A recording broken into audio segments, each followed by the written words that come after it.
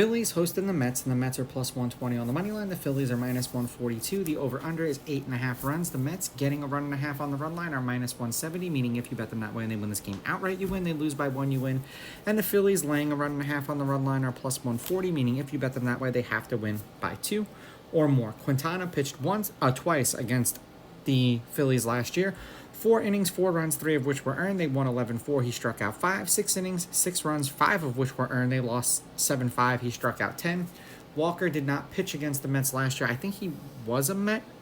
If he wasn't a Met last year, he was a Met the year before.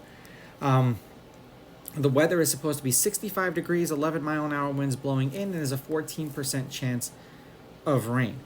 Now, if you've been watching these series closely, the Mets have been scoring first on the Phillies, and if you like the Phillies in these games, you just wait for it to happen and then bet the Phillies when they fall to positive money.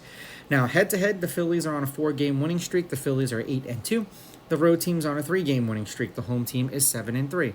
The favorites won the last 2 games they played against each other. The favorite is 7-3 on the money line. The favorite or the underdog getting or laying runs is 5-5. There have been 4 one-run games in their last 10. The over is 6-3-1, and the over 8.5 is 7-3. The Phillies won 10-5 today. They won yesterday 4-0. They won the day before that 5-4. It's incredibly challenging for teams to win 4 games in a row against the same team, but the way the Mets have been playing, The Mets are 2-3 in Quintana's last 5 starts. They've lost his last 2. The under is 4-1 in his last 5. 5 innings pitched, 6 hits, 3.8 earned runs, 3.2 strikeouts, 2 walks per game, 0.8 home runs. This last outing, he gave up 3 home runs in that game, 86.6 pitches total per game, and then 18.1 pitches per inning, because those are things that you can bet on.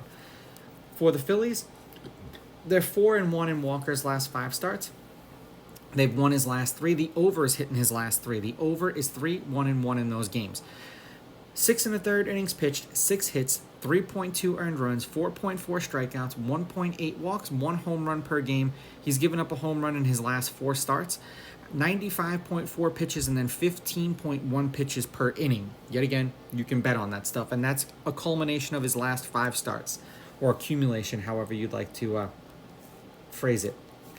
The Mets are 3-7 in their last 10. They are 1-5 in their last 6. 7 runs, 9 runs, 4 runs, and 15 runs. 4 runs in a win, 4 runs in a loss, shutout in a loss, and then 5 runs in a loss. For the Phillies, they're 8-2 in their last 10, 5-1 in their last 6. 13 runs, 9 runs, 4 runs, 15 runs. 6 runs in a loss, 5 runs in a win, 4 runs in a win, and then 10 runs in a win.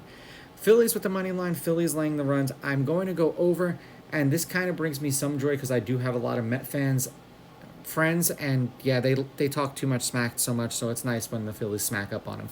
These are just my picks. If you disagree, please go with your gut, and please bet responsibly.